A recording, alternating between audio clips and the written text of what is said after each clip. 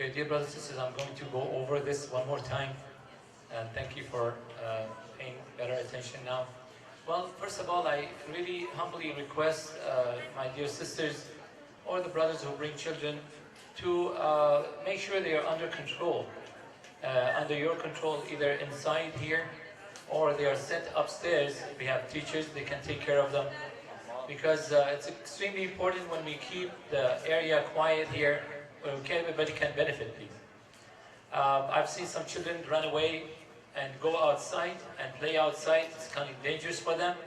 So please make sure that they are under your control and under your supervision, because we want to make sure that everybody, when they come here, they and their children are safe. We'll try our best to do that. خانمای محترم، آقای عزیز، عرض سلام و خیر مقدم به همه شما بزرگواران.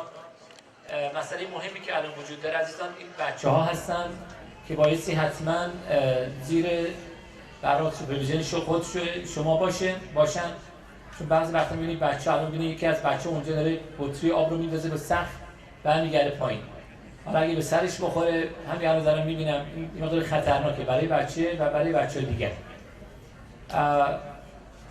Our programs started tonight for the Arba'in. We have 4 nights programs. As you all have been here and witnessing today, Thursday, we started at 7 o'clock with the prayers, and it's going to continue at the end, inshallah. We're going to have some lamentation, not too long. Tomorrow, Friday, as we have our usual Friday prayers, which time changed, it's going to start 12 o'clock. So we'll see inshallah tomorrow for the Jummah prayer. And tomorrow night, our program will start at 7 p.m. inshallah, with the prayers. And our dear brother, the Imam of the Masjid, Samahat al-Sayyid al-Qazwini, is with us inshallah tomorrow night as well. And we have some more lamentations tomorrow night, maybe a little longer because we have a day off the next day. Saturday, we have 3 programs in 3 languages. One is going to start at 5 o'clock, Arabic. Well, we start the program with prayers at 5 o'clock, and the speech will start at 5:30. And at 7 o'clock, right after that program, at 7 o'clock, we're going to have English program, which Samantha says is going to be with us, of course, for the Arabic and the English part. And 8 o'clock, we're going to have Farsi. Dr. Sahafi is going to be with us, inshallah. This is for Saturday. So keep in mind, inshallah, for Saturday, and of course, we're going to have lamentation at the end. And these nights, we're going to have our youth also are going to participate with us. Some of these nights, until, inshallah, we get the confirmation with that, 100% we'll, inshallah, inform you. And on Sunday, 7 p.m., we will start our program, inshallah. We're going to have a Farsi program. Only Farsi. For Sunday, there's going to be only Farsi. There's not going to be English nor Arabic. And for next Thursday, which is going to coincide with Thanksgiving, as we always had this program here every Thanksgiving, we are going to be gathered here. Inshallah, you will be served by turkey. We already have the food, turkey, and some of you who do not like turkey, there's going to be another food as well, inshallah, so you can enjoy that night as well. So, again, please, regarding the housekeeping, we're doing good so far, inshallah, inside. I see, alhamdulillah, everybody's observing that point. But outside, we still need some help. Well, your help is not going to be like, God forbid you go pick up the things. We will do that. But it is important for us not to put any trash in the street. As you know, we want to keep our reputation. So far, it's not bad. Alhamdulillah, we have good reputation so far. But please help us to keep our reputation very high. And we all know that cleanliness is part of our faith, and we need to keep it, inshallah. Sallallahu ala Muhammad wa ali Muhammad.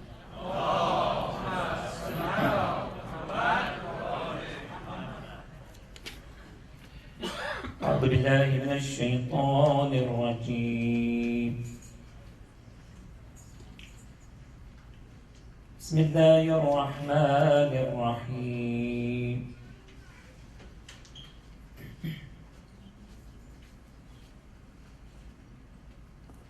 لتبلون في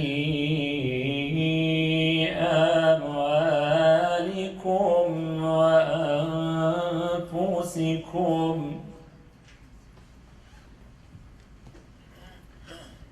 لتبلون في أموالكم وأنفسكم ولتسمعن من الذين أوتوا الكتاب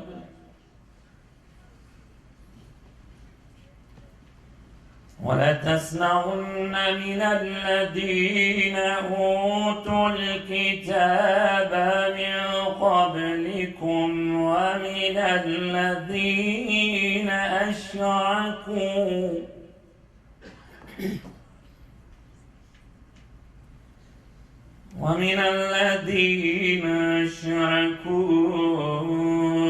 أذى كثيرا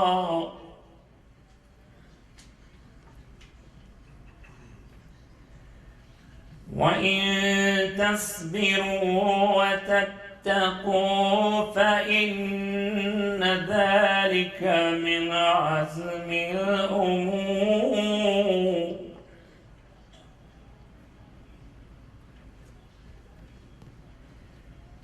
وإذا أخذ الله ميثاق الذين أوتوا الكتاب لتبيننه للناس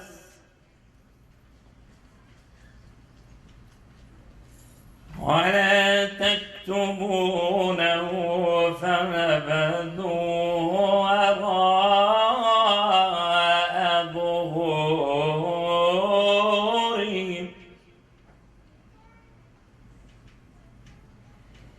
واشتروا به ثمنا قليلا فبئس ما يشترون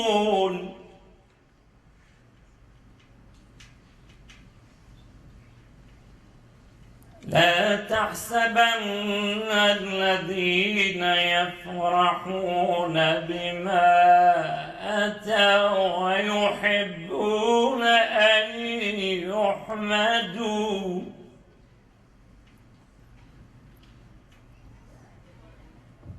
ويحبون أن يحمدوا بما لم يفعلوا فلا تحسبنهم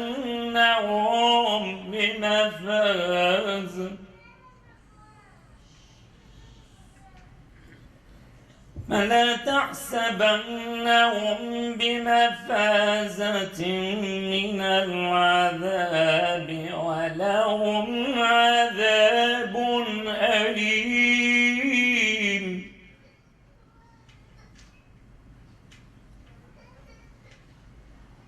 ولله ملك السماوات والأرض والله على كل شيء قدير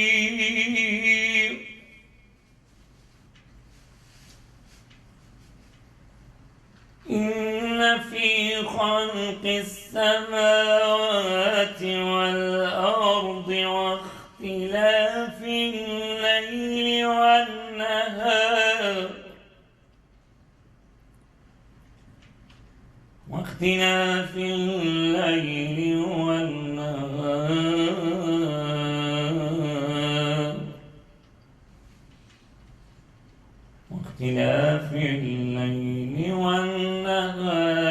لآيات لأولي الألباب صدق الله العلي العظيم.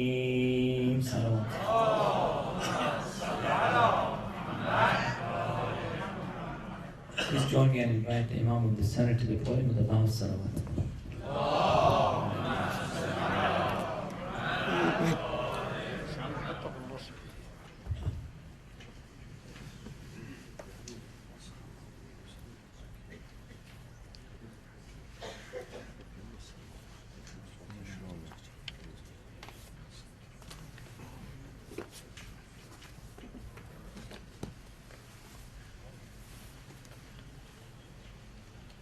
السلام عليكم جميعا ورحمة الله وبركاته. عمار خلي شوية صعب شوية صعب. بسم الله الرحمن الرحيم. الحمد لله رب العالمين،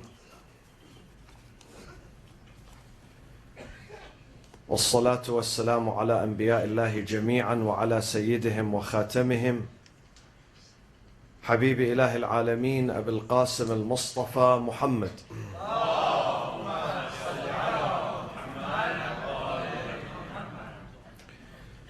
أعوذ بالله من الشيطان الرجيم. بسم الله الرحمن الرحيم.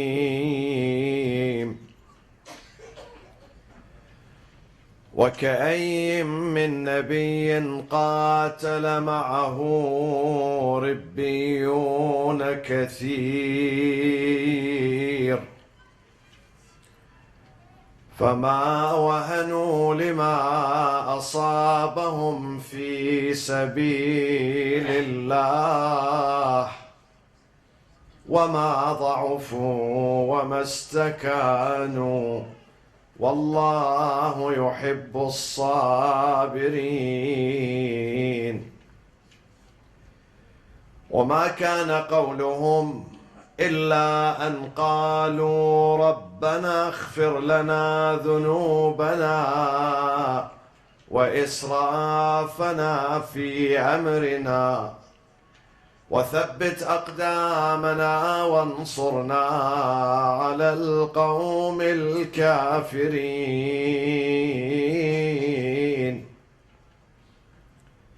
فآتاهم الله ثواب الدنيا وحسن ثواب الآخرة والله يحب المحسنين. Enlighten your hearts and your souls with a loud salawat for Muhammad wa Ali Muhammad.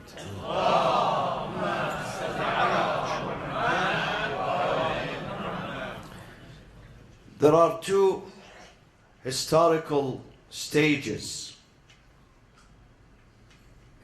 in the movement of Islam. One stage is the stage of formation and establishment, when the Islam was in the process of being made and being established. The second is the stage of reformation, restoration, and the fixation of the religion. And there is a difference between these two stages.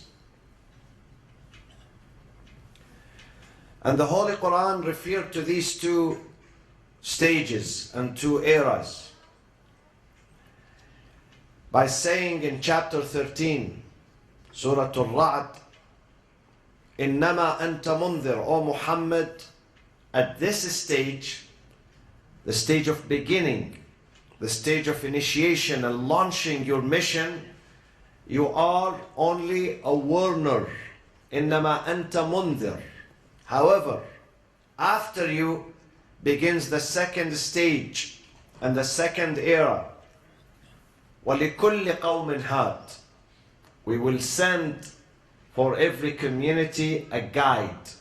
So these are two stages. The stage of warning, that is the very first stage, which comes during the time of establishment and formation and the constitution of the religion. While the second stage is followed after many decades, and that is the stage where Islam has to be fixed, because Islam was going into the wrong direction by some tyrants who hijacked this religion. What is the difference between these two stages? The difference is in the tactics, the strategies, and also the approaches are different. In the first stage of formation, the stage of growth, the stage of evolution of Islam, Islam is started to crawl and to move slowly. At that stage, the Prophet has been instructed to be ultra lenient, and extra forgiving, and more tolerant. It's the era of mildness. And sometimes he had to compromise. And sometimes he had to give concessions to his enemies. Why? Because it's a matter of existence, either existence or non-existence. Either Islam would exist if there is some tolerance.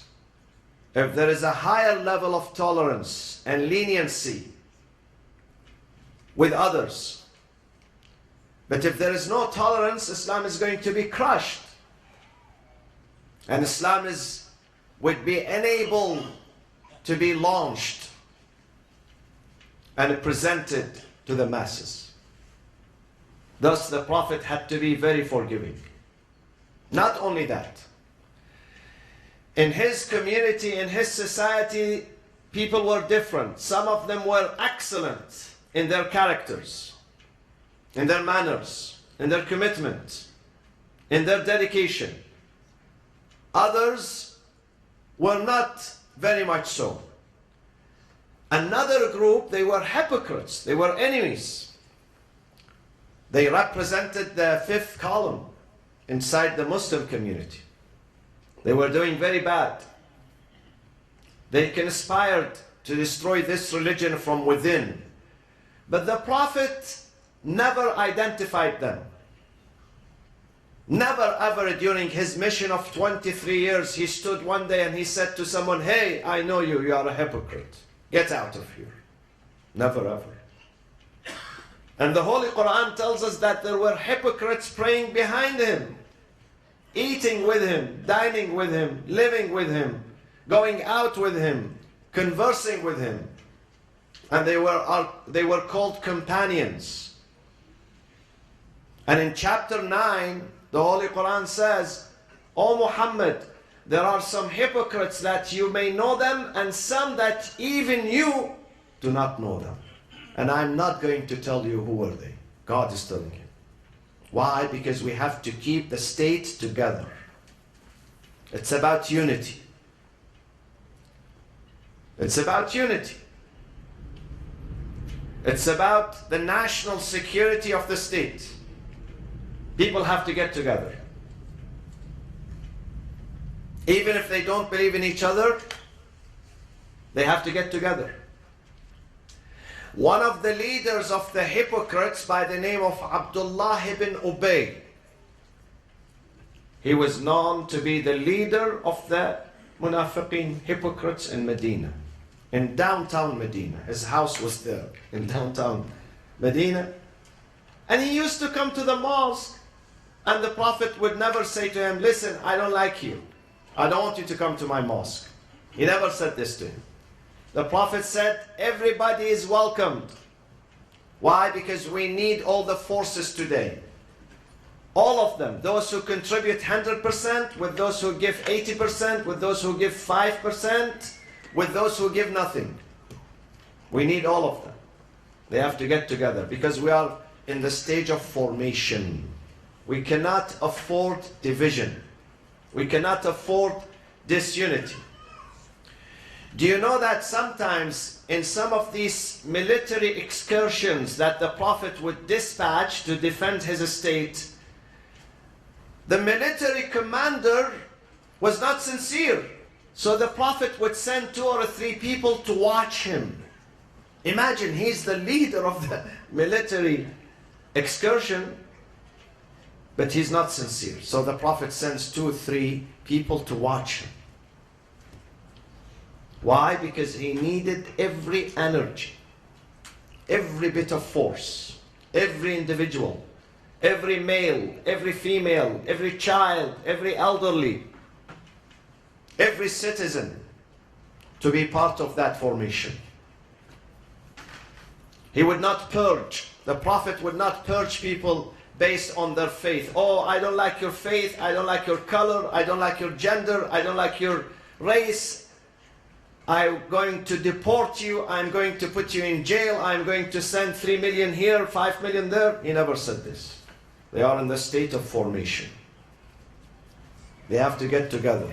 Even if they disagree with him, he says, all are welcomed on board. Not only that, the Prophet had to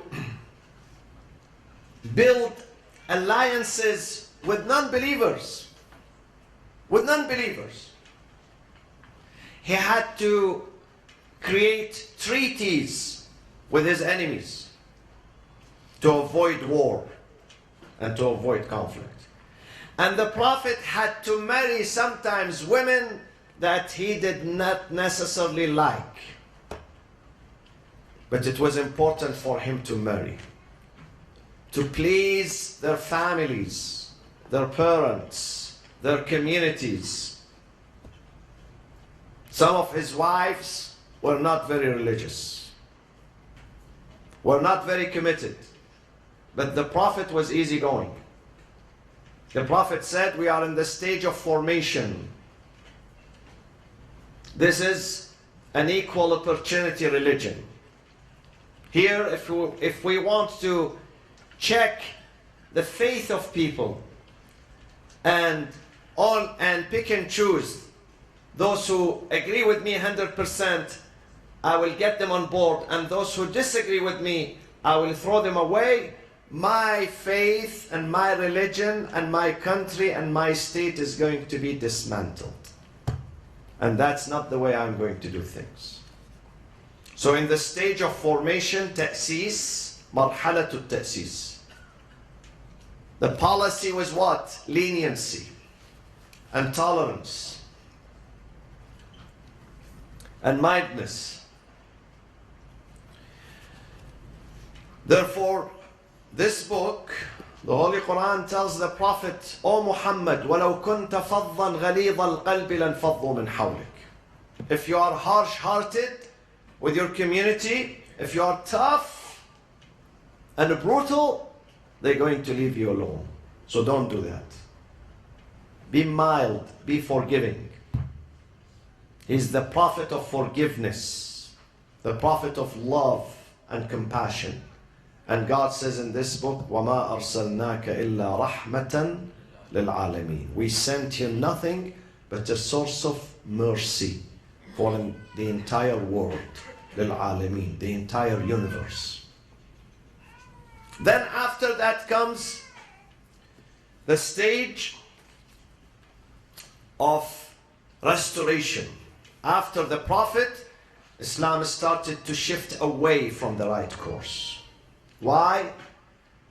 Because some incompetent people assumed leadership. Sometimes the nation, the people chooses the right president, the right person, and sometimes the same nation chooses the wrong person, wrong president. It happened. It happens everywhere. It happens in the secular realm. It happens in the religious realm. It happens everywhere.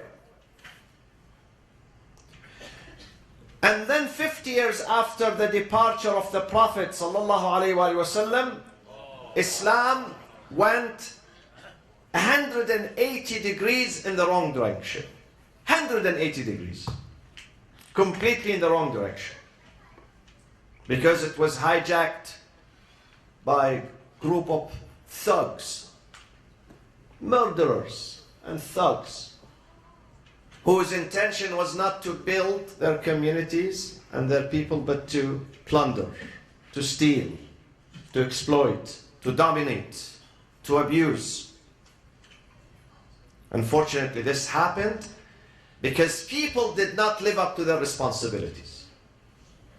When people do not live up to their responsibilities, you get wrong people on board. People took Islam for granted.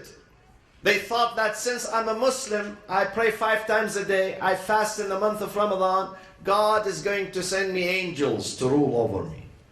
God is going to enable me to choose the best ones. No. God chooses the best one for you if you choose that. Because God says, you do first, I do second. This is His rule. إِنَّ اللَّهَ لَا يُغَيِّرُ مَا بِقَوْمٍ حَتَّى يُغَيِّرُ مَا بِأَنفُسِهِمْ. God would never help anyone unless that person or that community or that family helps itself first. Otherwise, if God wants to help all people, even those who do not like help, He won't be a good God. He would teach them to be lazy, to be incompetent, to do bad, to be disresponsible. God says, I love those who are responsible. Show me you are responsible, I will be responsible with you too. But if you don't want to be responsible, don't wait for help from me. So Islam went into the wrong direction 5 decades after the departure of Prophet Muhammad sallallahu alaihi wasallam.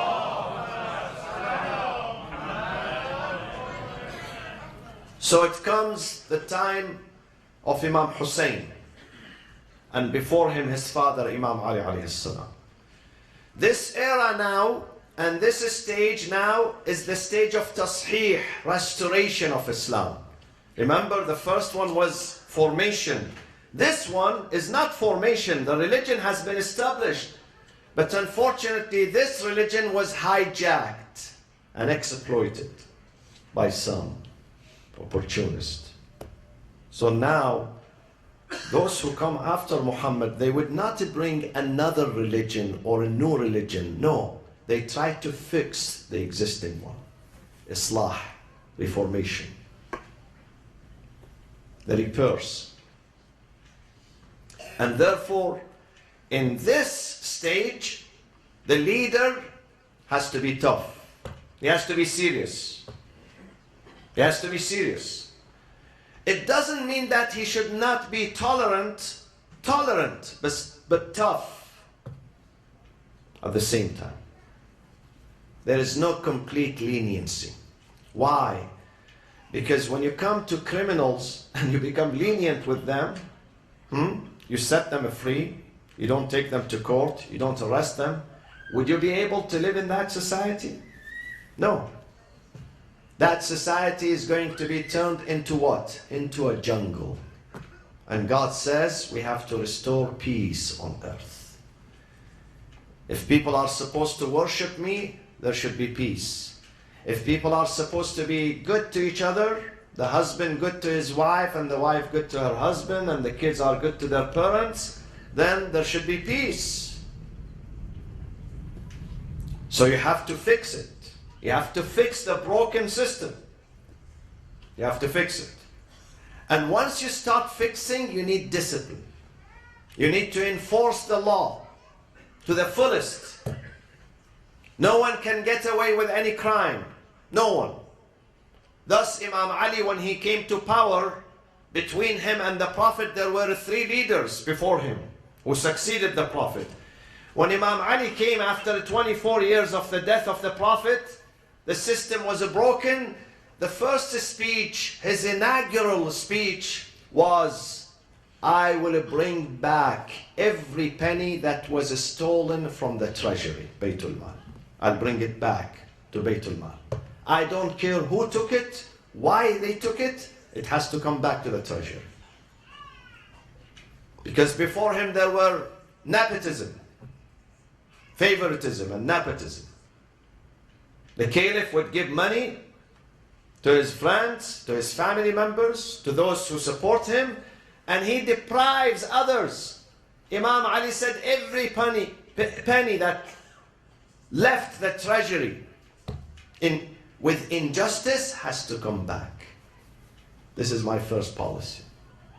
This is why many people didn't like him. They said he's too tough. The money is gone. The money, we purchased lands, we got married with it, we went on vacations with it. How can we bring it back? He said, I don't care. You have to bring the money back. My system is based on justice.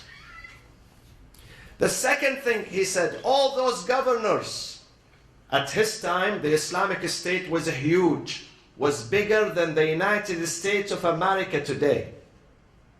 When Imam Ali was leader, the size of the Islamic State at that time was bigger than the United States of America. He said all those corrupt governors have to go.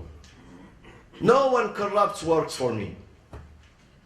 They said to him, but some of them are in this business for 20 years. He said, I don't care. They said, okay, wait 1 or 2 years. When you become more powerful and more controlling, then you can kick them out. He said, no, I kick them out from the first day. Why? Because said, أتريدون أن أطلب النصر بالجو? Do you want me to practice and to apply justice through injustice? Do you want me to create reforms through corruption? That does not happen. Because someone who's corrupt cannot bring about reforms. And someone who's unjust does not understand the meaning of justice. They were unhappy with him. They were unhappy with him. His brother comes. His brother, younger than him, from his father and his mother, his sibling. He was Aqil. His name was Aqil. Aqil said, I have a big family. Now you are the president. Now you are the commander-in-chief. Now you have all the treasury under your control. And I'm your brother, so give me more money. At that time, they would distribute the money equally among the people. Each person has a salary every month. They go to the treasury department, they receive their salary. They have their names there, and they get their salary. Aqil said, I got my salary, but I want more because my brother is the president. Imam Ali said, no way, no way. You are a citizen. I look at you now, when I'm in office, I look at you as a citizen. True, you are my brother, but that does not permit you to get more money. There is no favoritism, no nepotism in my system. My system is based on justice. Justice for all. And imagine Aqil was unhappy with his brother. He left him. He said, then I'm going to leave you. Imam Ali said, if you want to leave me, if you are blackmailing me, intimidating me, I'm not going to give in. If you want to leave me, leave me. This is your problem. So he left his brother. He left him. He went to his arch enemy, Muawiyah, in Damascus. He joined Muawiyah. He left his brother in Kufa and he went to Damascus to live with Muawiyah because Ali refused to give him one more penny extra than others. His granddaughter, Ali's granddaughter, she came one day, 2 years old. She picked up some, at that time the currency was gold and silver. She picked up an item. While she was leaving, he ran after her. He catch her and he takes this from her hand. They say, but she's the granddaughter of the caliph. She has a share in this. He said, when her father gets his share, let her enjoy her father's share. This does not belong to her. This is Ali's justice. Thus, people were divided into two groups. Some of them were enchanted by him because of his justice. They were fascinated by him. Some people loved him, those who loved justice. And those who did not like justice, they started hating him. And ultimately, they murdered him. Same thing with Imam Hussein. After him comes his son Imam Hussein, confronting a tyrant, Yazid ibn Muawiyah. Tyrant who made the country free zone for his corruption. A tyrant who lived in a palace while the majority of his population were homeless. They were hungry. But he lived in a palace with his maids, with his servants, with his extravagant lifestyle. Imam Hussein stood to this man. And this is why we are here tonight. And this is why, my friends, 20 million people are walking now to his shrine to greet him and salute him and pay tribute to him because of his justice. Because at a time where most people were intimidated, they were afraid, they did not speak, they did not say anything, Imam Hussein stood. He said, I am not going to give up. I am the grandson of Prophet Muhammad sallallahu alaihi wasallam.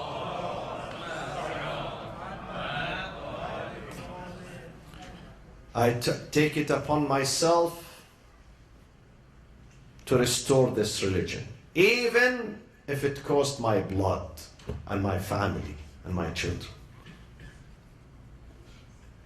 Because I heard my grandfather, the Prophet, says, if one day you see a tyrant ruling by the name of God and by the name of Islam, but he's corrupt, he plunders the wealth, he kills the innocent, he deprives his citizens and his people from their freedom and their dignity and their wealth, then you cannot stand with that tyrant. Then you must fight that tyrant, even if it is even if it costs your life and your blood.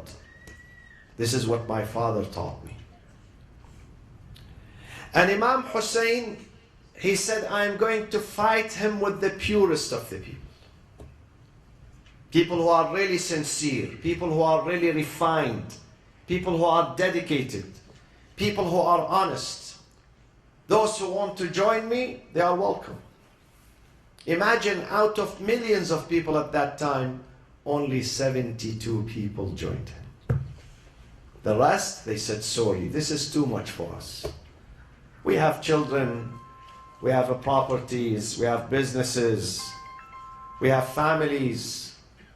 We don't want to get killed. We are happy where we are. They refused. At that time, imagine, 1400 years ago, this year it was 1377 years exactly.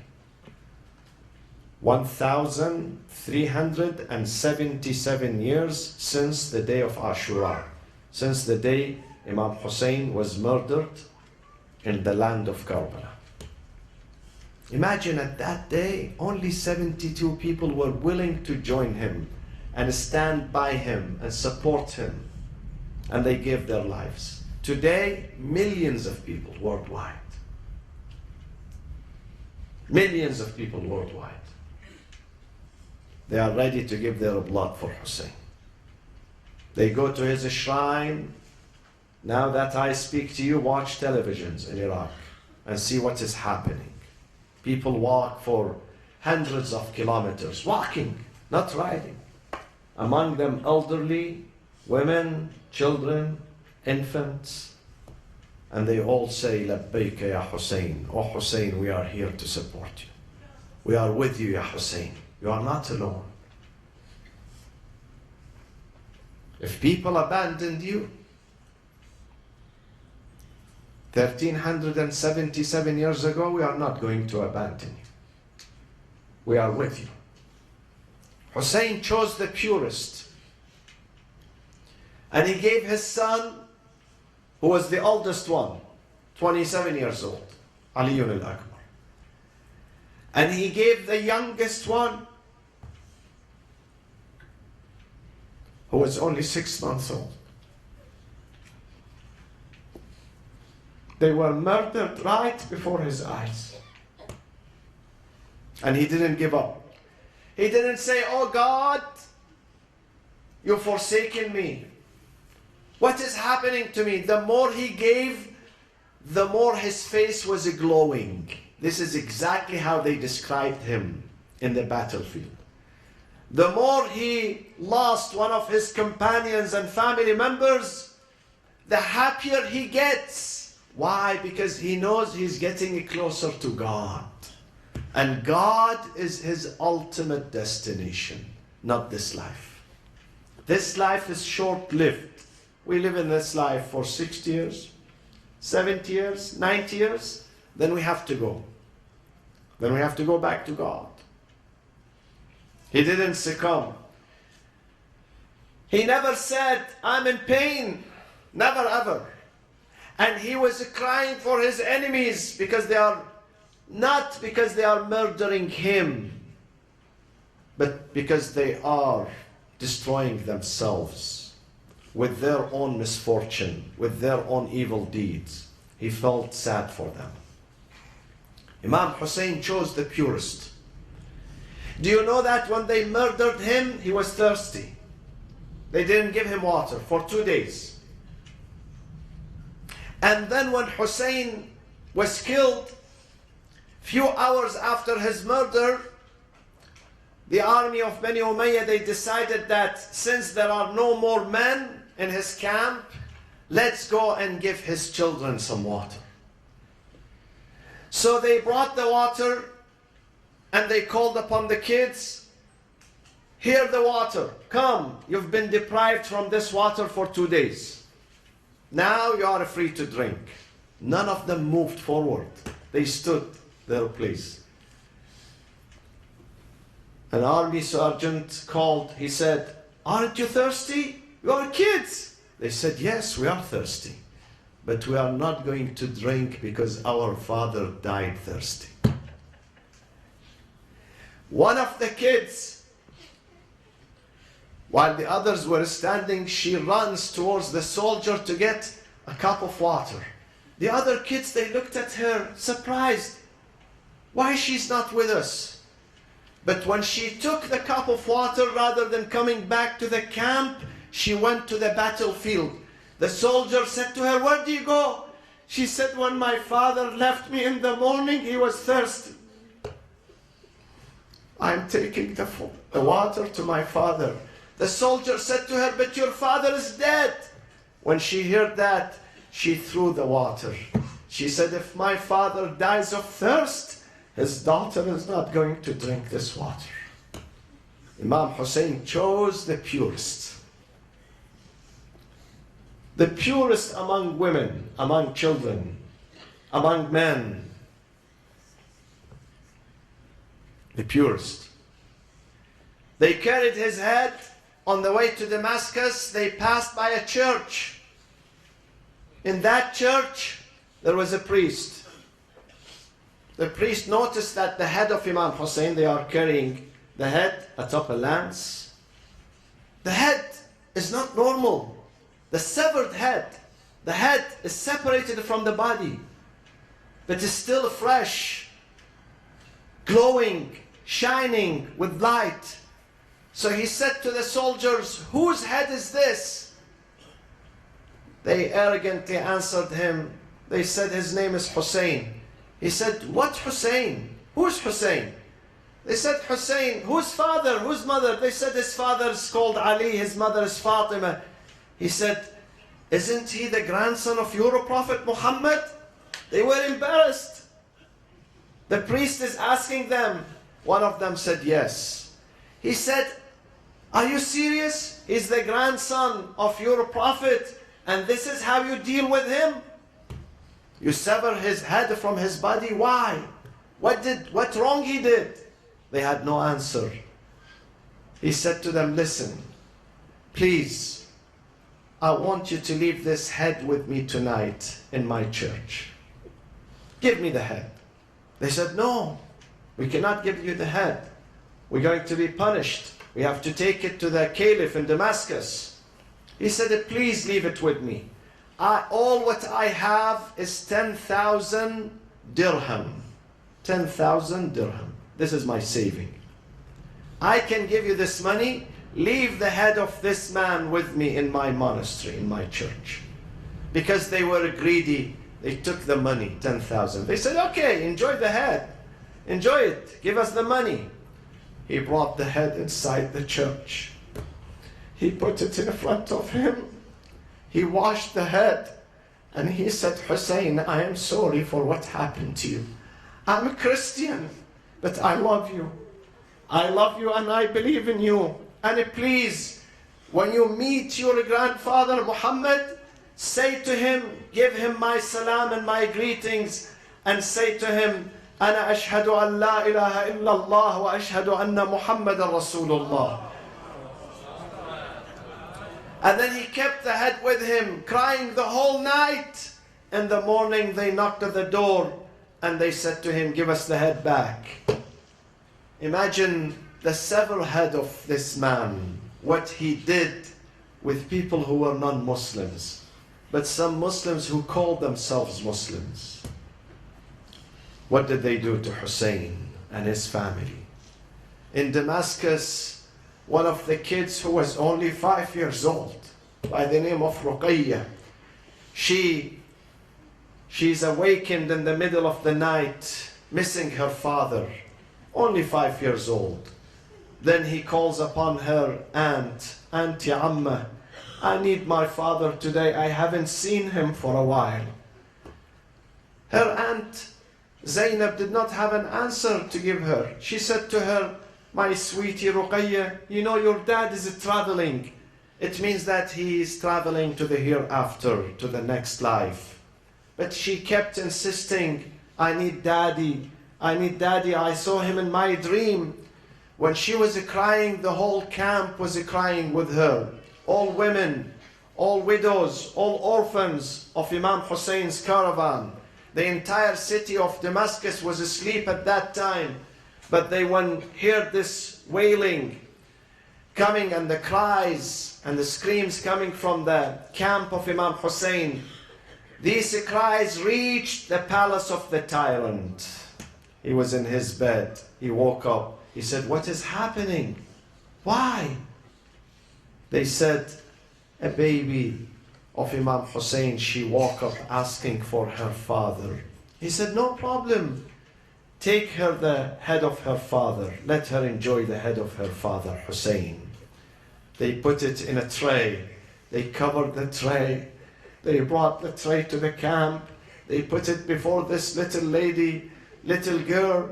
She removed the cover. First she said, I'm not hungry. Why do you bring me a tray of food? They said, no, this is not food. This is what you are searching for. When she removed the cover, she saw the head of Imam Hussein. She cried, Ya Hussein!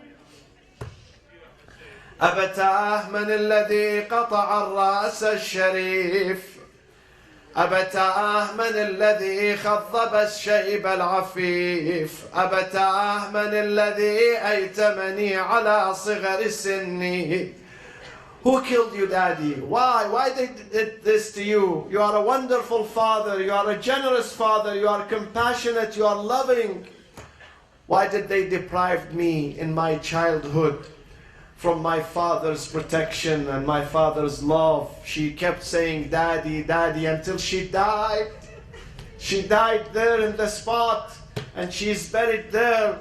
And even this 5 years old daughter, now she's a Kaaba. She's the center of love in Damascus. People go there and pay tribute to her. This is the family of Hussein. Their men were heroes. Their women were heroes. His 5 years old daughter was hero. And we will continue on these stories, inshallah, tomorrow evening and Saturday, inshallah ta'ala. Assalamu ala al-Hussein وعلى علي بن الحسين وعلى أولاد الحسين وعلى أصحاب الحسين جميعا ورحمة الله وبركاته. والفاتحة مع الصلوات.